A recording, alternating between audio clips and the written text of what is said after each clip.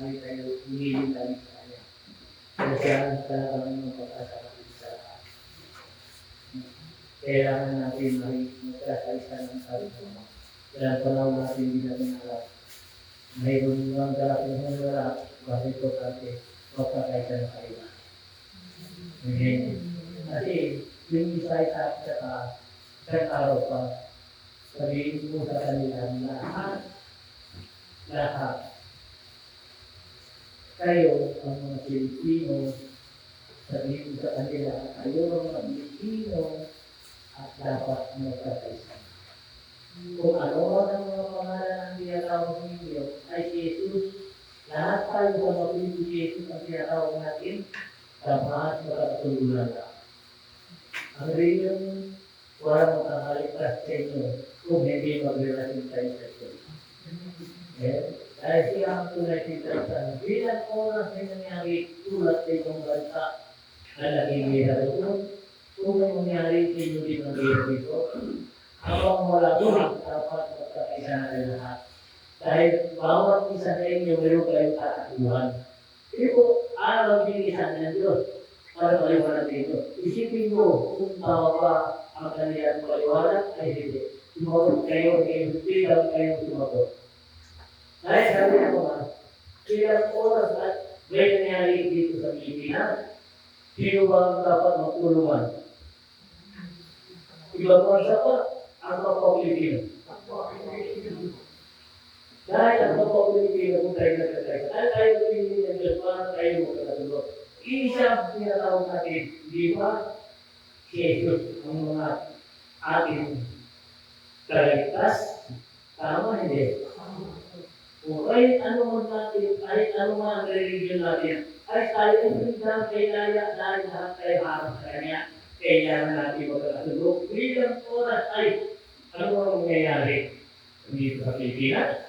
Kung tayo nagkakaisa, ang Diyos ay sa akin. Dahil hindi na siya mamimili ng bawat isa sa inyo. Dahil nagkakaisa rin, dahil ayaw ang mga pamilya ko, sinabi ni Jesus. Huwag niinalan ng sarili niyo mataas. Magkubawalan kayo, sabi ng mga isataas ko kayo. Lahat ng mga bagay ay naramdaman ninyo. Basta unahin natin si Jesus ang tagaligtas. Magandang buhay ninyo. Magandang samahan ninyo. Magandang pa rin ang kinabukasan nyo. Dahil si Jesus ang tagaligtas natin, siya din nagagawin sa atin wala ng iba. Kailangan mabago hanggang may pagmamahal. Habang maraming nangyayari sa mundo natin, Pilipinas, at kakaisa na tayo mga Pilipino. Tama yung bigman, tama yung silutan, tama na rin. Yung mga kasarili, dahil kailangan mo rin may kasama, bilang oras na darating ang katulad natin. Huwag mo sabihin, tayo mag-isa. Kahit kailanman ang mag-isa sa bandang huli ay siyang kawawa. Di mo makakain ng kahit mo. Di mo makakain ang ilong ng kagustuhan mo kung ikaw ay makasarili. Kailangan may kasama ka. Kailangan may pamilya ka. Bigay tayo ng katawan o samantala, buhay samantala. Dapat, ano man ang aral binigay sa atin ng Diyos, ano man ang produkto ng Diyos. Magkakaisa tayo, mahal tayo. Yan ang Diyos kaya sa inyo, ang kinabukasan nyo, ang iyong mga pangarap ang utuan kung ikaw ay totoo. Ang Diyos na nagagawin sa amin kay kailanman, wala makakatulong kung hindi ikaw ang gagawa ng inyong problema. Tingnan ninyo, yung mga kasarili, kung may nangyari ba, may tumulong sa kanya, ay wala. Pwede siya ay magpapasikat dahil milyonario siya, mayaman siya, at tinira niya pera niya. Pagdating may nasa unang dumating, kung siya mag-isa, may magawa siya, ay wala. Dahil sabi na naman, walang mahirap, walang mayaman kung kayo magkakaisa sa ng buhay ninyo. Kahit ako man ang dumating sa inyo, meron isa sa inyo na ulat ng mga pagkain. Okay? Kung kayo ay mayaman kayo at marami kayong kung di kayo marunong magmahal sa kapwa ninyo, pagdating ng oras, ano nangyari sa Middle East, nangyari doon, ang mangyayari dito, wala ka na tatakbuhan, ay mo na lang ang pera mo. Wala ka na malalapitan. Doon ka lang iiyak na hanapin mo. Bata pa ako, hindi ko na ginawa ito. Akala ko, wala na katapos sa mundo. May hangganan ang bawat isa sa atin. May hangganan ang mundo natin. Amen? Dahil kailangan natin ay magmahalan na. Dahil ang Diyos ay pag-ibig. Huwag natin ilan po sarili. Ang lahat ng mga sarili at ang lahat ng mga tatak, sana matulong siya. Tatagal mo sa mundo, hindi. Pero wala pumunta niya. Kung hindi simenteryo, tulungan. Kumalas ka, kabila ko. Dahil hindi siya marunong kumuha. Huwag mo sabihin ito ay talagang wala talaga siya. Mayroon. Ano man ang ugali, mayroon para sa kapalin. Kawawa ka. Dahil sabi ng mga ako, kung anong ginawa mo, ang tapak mo, may tapak pa rin. Kaya naman ko, anak, kung gusto mo mabuhay sa buhay ng paranggan, gawin mo ang iyong mga gawain ng pagkutihan. Mabuti na lahat pang pamilya mo ay mabuti. Wala ka dalaw sa'yo, dahil pag-ibig ang nararamdaman. Amen? Kung sa pangalan ni Jesus, ang nangyari natin naman, yun ang misayos ginagawa nito para sa atin. Although, yung mga kasamahan ko, sinabi ko sa kanila, sila ang dalawa, ay sila ay tapat.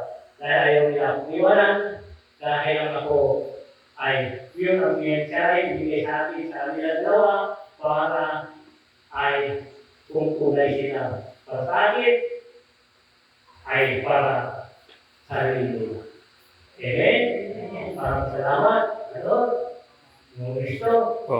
Dahil yung pinagsaray ko ay serious. Wala pa yung binikoy dahil kung ano man ang problema ninyo sa pamilya, ito harap-harap. Kung ano man ang gusto ninyo, maayos nyo, tingin na yung way at ako magiging na ang pamilya ninyo. Dahil ayaw kayo maging ibisyo dahil sa akin. Dahil bigay ko sa kanila, maraming salamat, ay kahit ano ang sinabi ko sa kanila, hindi pa rin sila tumuloy. Salamat. Lulus sa pamilya, maraming salamat din. At nandito pa rin sila. Dahil lahat, ayaw kayo pagtulog. Makikita natin kung tunay tayo ang bawat isa sa atin. Dahil hindi dahil sa akin yun, dahil sa taas, titignan na lang kung ikaw ay tapat sa iyong mga kasama. Dahil sa tapatan, sabi niya, wala lang mapapahamak. Nandiyan ang nagtagumpayan mo. Kung hindi ka tapat, kaya dahil ko rin makukusin siya. So, kailangan ng mga nakilaman natin, Jesus, maraming salamat ito, ang maraming mga bigyan ng misay, dito sa lupa, dito sa akin, pinaliwanag ko sa iyo para malaman ito. Okay? Ito ang basbas ng Diyos.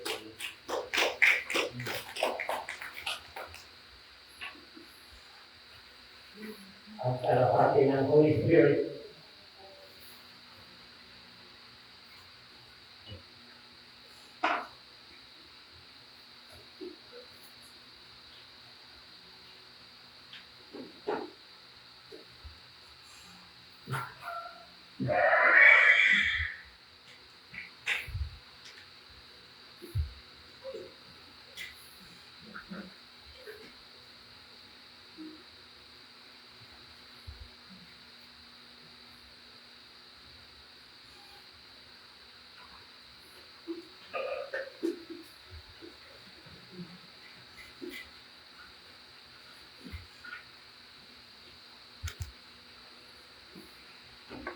Ang grabe na dito sa inyo, mga anak, at niya.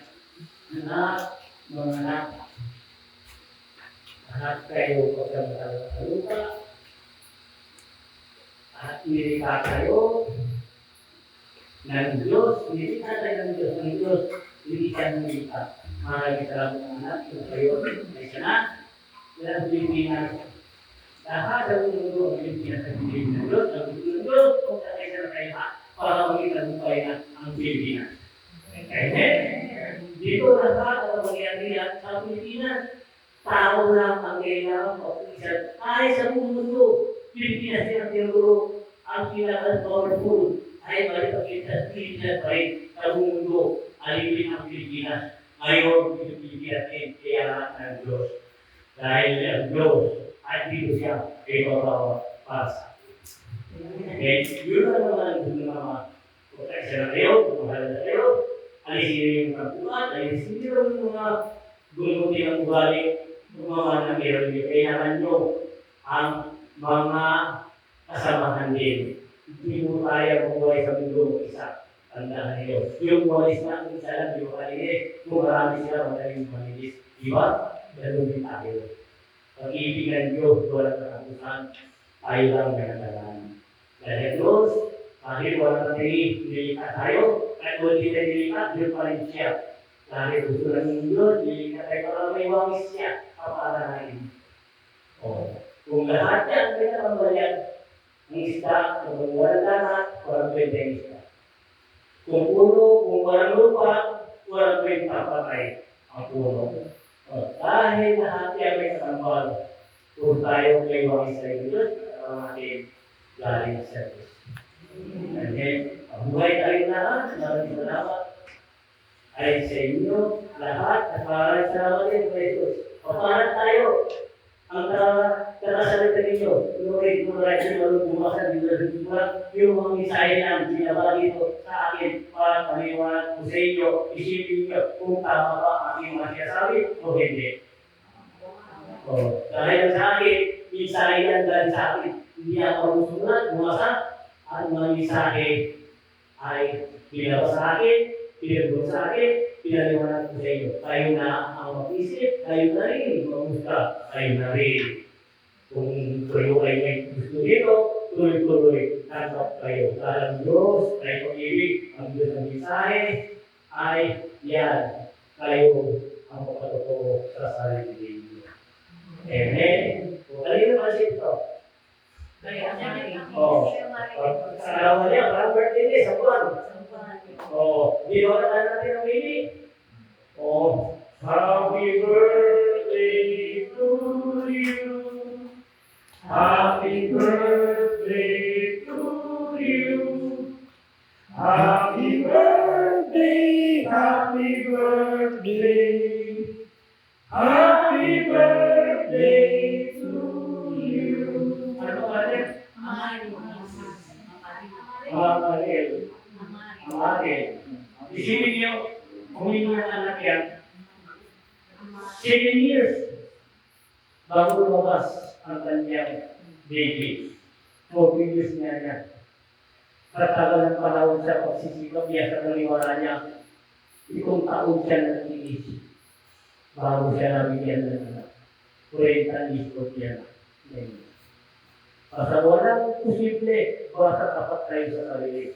Kung kayo ay umiling ng anak, kailangan di kayo mag-away-away, magkakasunod kayo. Dahil oras kayo umiling at mga ay hindi sila mo. Ibig sabihin, ang spiritual, ang Diyos na bigay, yun ang papasok sa katawan tao. Isipin mo, okay kayo, adjust. Abutin kayo ng ilang taon. Dahil ang lahat yan, sabi naman niya, paano lalabas mo ngayon, bidisir na natulog. Sabi kong tao ay nabago na siya, doon na pinakita na anyo ng bata. Ibang tao, gumagalaw ang bata sa loob ng tiyan. Makakita dito, dahil kailangan magpatotoo, huwag muna kayo mag-away. Gawin niyo, walang pag-ibig, gawin niyo, para madali ang lalabas. Bawat away, dagdag. Bawat away, dagdag. Dahil dito ang tao sa iyo. Ilang oras na, ay panahon na, magdali ng oras, makikita na ang buwan ng bata. Paglabas ng bata, makikita na dahil ang Diyos walang pag-ibig sa kanya. Iyon ang ang Diyos para sa mabuhay, araw na isang buwan niya. Maraming salamat. Iyon, anak ng spiritual. Ang ilit na lumabas, nahangin na lumaki na siya. Dahil walang pag-ibig sa Diyos. Yung isang samahan ko, ang bata, ganito rin ang malaki, mas malaki na ito. Sige na. Maliit lang. Nilagay ko sa sapatos ng bata buhay. Ngayon, paglabas siya ilang taon, paglabas niya nahanginan, luwag yung bata. Ngayon, hanggang na. Kung sobrang posible sa Diyos, pagkakulahan, ang Diyos ay kayo. Inagabay tayo ng Diyos, inagabay tayo ng Diyos. Ang Diyos hindi niyo nakikita, tayo ay nakikita niya. Mahal ni Jesus, ang wala ng posible, mahal na mahal tayo ni Jesus. Kaya, katulong sa akin, pag nagsasakit, walang posible. Magkatulungan, ang Diyos ay nakikinig. Amen. Ang buhay ay mabuhay muli. Maraming salamat. Maraming salamat. Okay, thank you for watching and God bless you po. Tayo po mag-end live na. Thank you po tayo sa Raja sa Kristo.